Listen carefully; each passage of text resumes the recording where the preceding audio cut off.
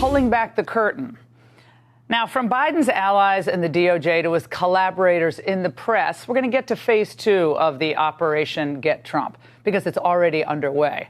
So if the DOJ can't indict him out of the race, it's going to be up to the regime media to step up and wound him badly politically. That means framing his presidency as an existential threat to democracy. How many times have you ever heard that? Imagine if that were a drinking game. Now, enter the New York Times with its piece titled, "Trump and Allies Forge Plans to Increase Presidential Power in 2025 and Limit the Independence of Federal Agencies."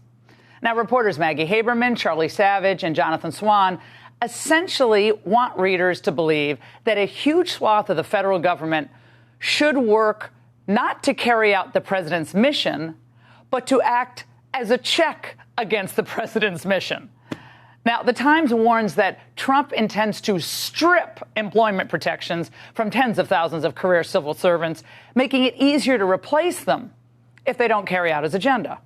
Now, of course, I know what you're all thinking out there. You're thinking, wait a second. Do you mean that the president of the United States can't fire federal employees who aren't doing their jobs? Well, of course, like clockwork, Mess NBC steps in for the assist.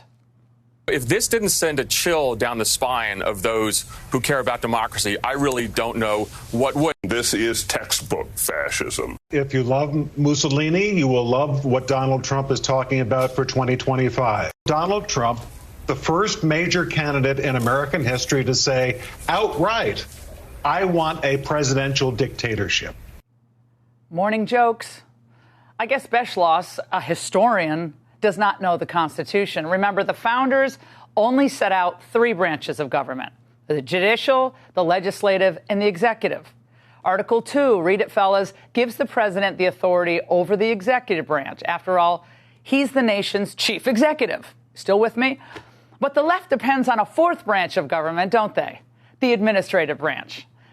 They expect that branch will stop policies they don't like and they don't want being implemented. And forever grumpy scribblers like Ann Applebaum at The Atlantic are very worried that taming the bureaucracy, as Trump and DeSantis said they both want to do, would mean losing the expert class. Experts. Alexander Vindman and Anthony Fauci? This is a playbook that's designed to destroy whatever checks and balances there are in the system, to remove potential critics, ombudsmen, anybody who can check presidential power. It's also designed to remove experts. And naturally, the Times is also horrified that a Republican president would work to end the weaponization of our intel agencies as well.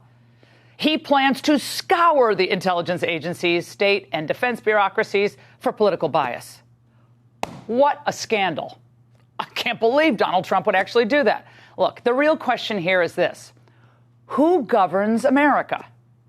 Do the voters govern America through their elected officials? Or does a permanent bureaucracy that significantly constrains the power of elected officials run the government? Now, the Times POV is if you elect liberals, great.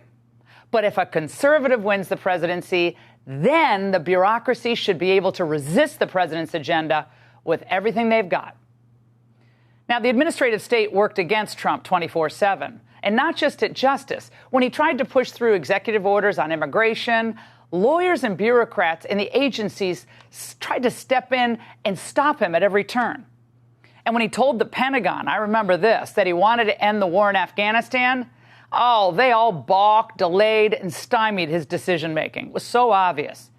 Now, President Reagan ran into the same trouble. His State Department worked against his agenda in many ways, and this has essentially been the case in almost every Republican administration since. But when Biden issued a blatantly unconstitutional executive order to forgive student loans, there was not a peep from any of the lawyers at any of his administrative agencies, at least nothing reported. No leaks, none of that. Ditto with his stop evictions move to try to help renters. And by the way, this game, I want to point this out tonight. It's not just rigged to hurt Trump or maybe DeSantis, because, again, both of them are serious about civil service reform. It's about blocking you, the American people. Let's be very clear. about all of this. Everyone now should understand that the career civil service at state, the DOD, and DOJ support the Democrat Party across the board, and most of the agencies as well. This is why Trump, at the outset, had so much trouble getting the DHS to stop illegals from crossing our border. Now, Obama moved to switch so many political appointees to career positions before he left office. You know why? Because he's smart. That's why he did it. But he didn't hear any objection. None of us did, from people like Maggie or Jonathan or Charlie then. At least I don't remember. Correct me if I'm wrong. But I wonder why we didn't hear much of an uproar about what Obama did. I'll tell you why. Because they prefer that the permanent liberal bureaucracy has the final say in everything. For us, conservatives, democracy is a process. You vote, we hope your vote's counted, then elected officials are supposed to do what the voters want, what they campaigned on. But for the left, democracy is an outcome. If it's not dedicated to the goal of the global elites, it's a dictatorship or it's fascist.